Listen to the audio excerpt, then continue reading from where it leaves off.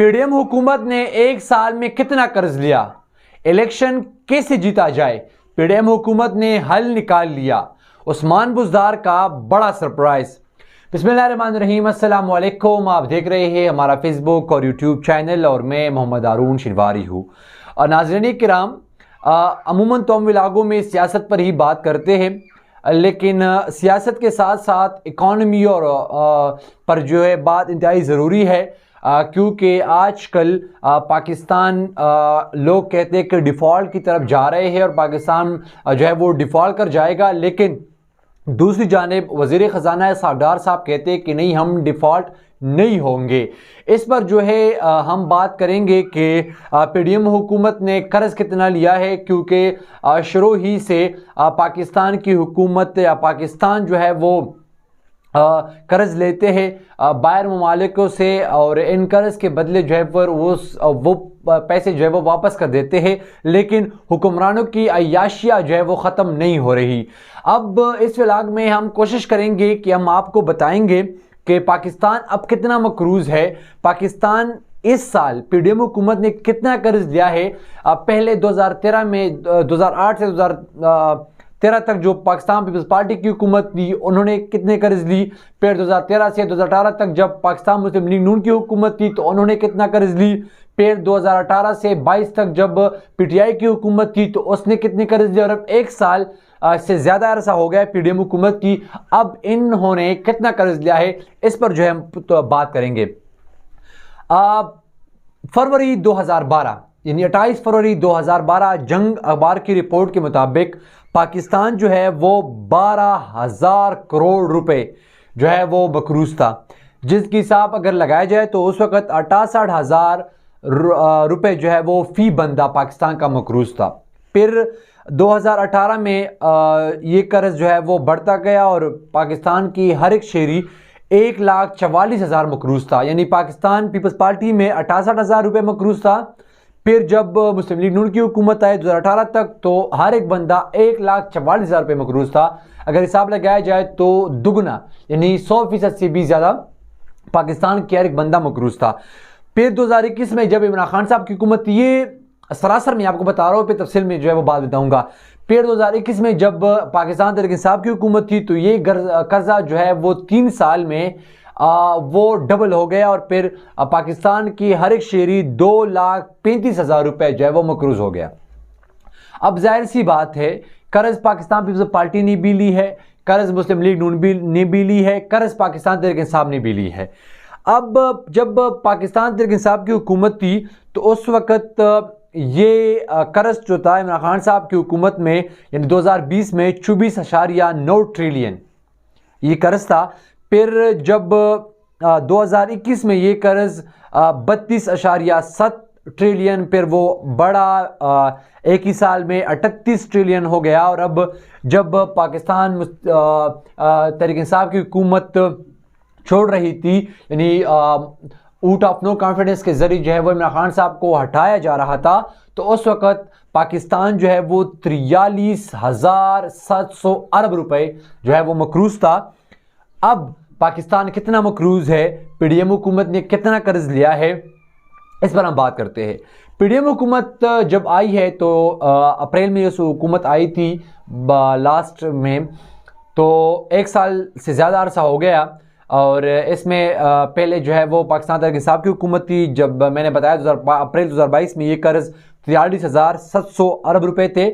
इसके बाद जो है जब पीडीएम की हुकूमत आई तो ये कर्ज में जो है वो 15,000 अरब रुपए जो है वो कर्जा हो गया, और फिर इस कर्ज में जो है वो 34% एक साल में इजाफा हो गया।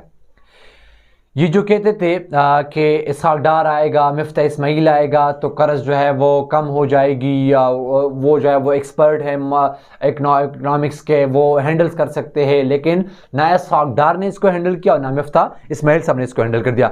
और अब जो है पाकिस्तान की मौजूदा कर्ज फरवरी में जो है ये 52,000 अरब डॉलर थे, और अब मतलब फरवरी में, मार्च, अप्रैल, मई और अब जून 4 महीने में ये कर्ज 58,600 अरब तक पहुंच गया। यानी 4 महीने में इन्होंने सिर्फ तकरीबन इंतहाई बड़ा कर्जा लिया है। और अब मैं आपको ये भी बताता चलूँ कि ये कर्ज बढ़ता क्यों है। बाहर ममालिक से लोग पैसे बेचते नहीं हैं, डॉलर्स जो है वो यहाँ पर होते नहीं है, फिर डॉलर जो है वो ऊपर चला जाता है, आपकी रुपये की कदर जो है वो कम हो जाती है। यहाँ पर जो है वो हुक्मरान की जमात की जो लोग हैं, या हमारे सियासी जो लोग हैं, या हमारी जो सरकारी लोग हैं, वो अयाशियाँ करते हैं, वो जो है वो हाई प्रोटोकॉल इस्तेमाल करते हैं, वो खर्चे तो करते हैं लेकिन पाकिस्तान में पैसे होते नहीं, तो फिर ये बाहर मुल्कों से कर्ज लेते हैं, फिर कर्ज देना भी होता है और उस पर आपने सूद भी देना होता, तो फिर हज़ारों रुपए या लाखों रुपए, करोड़ों रुपए जो है वो आपने एक दिन में सूद देना होता है। और फिर आज अगर आप सूद नहीं देते तो ये कर्जा जो है वो रफ्ता रफ्ता बढ़ता जाता है और आपकी मुल्क जो है वो मकरूज हो जाता है। इसके अलावा अगर एक तरफ देखा जाए तो मुल्क 58,600 अरब रुपए जो है वो मकरूज है, तो दूसरी जानिब पीडीएम हुकूमत ने इलेक्शन जीतने का हल भी निकाल लिया, क्योंकि इलेक्शन जीतना भी है, अक्टूबर में इलेक्शन होने वाले हैं। अगर इलेक्शन जीतना ज़रूरी है, पीडीएम की हुकूमत दोबारा आने ज़रूरी है इसके ख्याल में, तो पीडीएम हुकूमत ने एक बड़ा फैसला किया है इलेक्शन के लिए, चूँकि हर सूबाई असम्बलियों में भी और कौमी असम्बली में भी अक़लियतों का और इसके अलावा ख़वातीन का महसूस जो है वो नशिस्त होते हैं। अब इन नशिस्तों को भी इस बजट में या इस बजट से पहले भी पीडीएम हुकूमत ने 90 अरब रुपए जो है वो महसूस की है, जो अक़लियती नुमाइंदगान को दी जाएगी, यानी महसूस नशिस्तों पर जो लोग हैं वो उसको दी जाएगी। इसका मकसद ये है ताकि फिर इलेक्शन के वक्त ये लोगों पर जो है वो बूट या चावल वगैरह खा लिया जाए, ताकि लोग जो है वो हमें ऊट दे।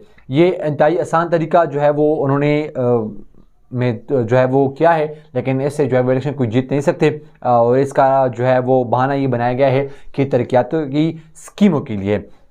इसके अलावा जो है बुज़दार साहब ने बड़ा गेम खेला, यानी सरप्राइज़ दे दिया सब लोगों को। जिस तरह आपको पता है कि पिछले 1 महीने से बहुत से लोग पीटीआई को छोड़ रहे हैं और इनमें बुज़दार साहब भी शामिल थे, जिसको इमरान खान साहब प्लस वसीम अकरम कहा करते थे। और इमरान खान साहब का बुज़दार पर इतना यकीन था, इतना कॉन्फिडेंस लेवल, जब वो उस्मान बुज़दार की कारकर्दगी के हवाले से बात करता था तो उनका कॉन्फिडेंस लेवल जो है वो इंतहाई हाई जो है वो होता था, क्योंकि इनको उस्मान बुज़दार पर पूरा यकीन था। और मैंने पिछले व्लॉग में भी बताया कि उस्मान बुज़दार साहब को इमरान खान साहब ने ज़ीरो से हीरो कर दिया, यानी उसको पाकिस्तान के सबसे बड़े सूबे यानी सूबे पंजाब का वज़ीर आला बना दिया। लेकिन बाज़ लोग जो है वो से अपनी इज़्ज़त जो है वो हज़म नहीं होती, और वो जो है वो अपनी इज़्ज़त हज़म नहीं कर सकती, और वो फिर आपको उस बदले में ज़िल्लत देते हैं। फिर भी इज़्ज़त और ज़िल्लत जो है वो अल्लाह ताला के हाथ में है। और अब लोग ये सोचते थे कि उस्मान बुज़दार साहब इतना बड़ा नाम है भी नहीं, लेकिन इमरान खान साहब ने मैंने पहले भी बता दिया कि इसको हीरो कर दिया था। मुस्लिम लीग में जाएंगे, बाज़ लोग कहते थे कि नहीं ये पाकिस्तान पीपल्स पार्टी में जाएंगे जंगीर तरीन साहब से, वैसे भी उसका नहीं बनती क्योंकि जंगीर तरीन साहब इंतहाई मुखालिफ थे उस्मान बुज़दार साहब के। लेकिन सियासत का भी कोई पता नहीं पाकिस्तानी सियासत का। बाज़ लोग ये भी कहते थे कि जंगीर तरीन ग्रुप में भी शामिल हो सकते हैं, मगर ऐसा नहीं हुआ। इमरान खान साहब की हुकूमत और पीटीआई की हुकूमत और पीटीआई को काफ़ी तनकीद जो है हुआ उस्मान बुज़दार साहब के ऊपर। बहुत से लोग उस्मान बुज़दार साहब की वजह से नाराज़ हुए पाकिस्तान तहरीक इंसाफ से और इमरान खान साहब से, लेकिन खान साहब डट के खड़े थे उस्मान बुज़दार के ऊपर। लेकिन उन्होंने अब फैसला किया है, ये राना अजीम साहब ने एक दावा किया है, इंकशाफ किया है कि अब उस्मान बुज़दार साहब यानी इसकी इतनी हैसियत बन गई कि वो इमरान खान साहब या पाकिस्तान तहरीक इंसाफ के ख़िलाफ़ खड़ा हुआ है, और वो पाकिस्तान तहरीक इंसाफ के ख़िलाफ़ और इमरान खान साहब के ख़िलाफ़ जो है एक और महाज जो है वो बना रहे हैं, जिनमें वो लोगों को दावत भी देते हैं शामिल होने के लिए। अब तक के लिए इतना ही, आगे व्लॉग की इजाज़त, अल्लाह हाफ़िज़।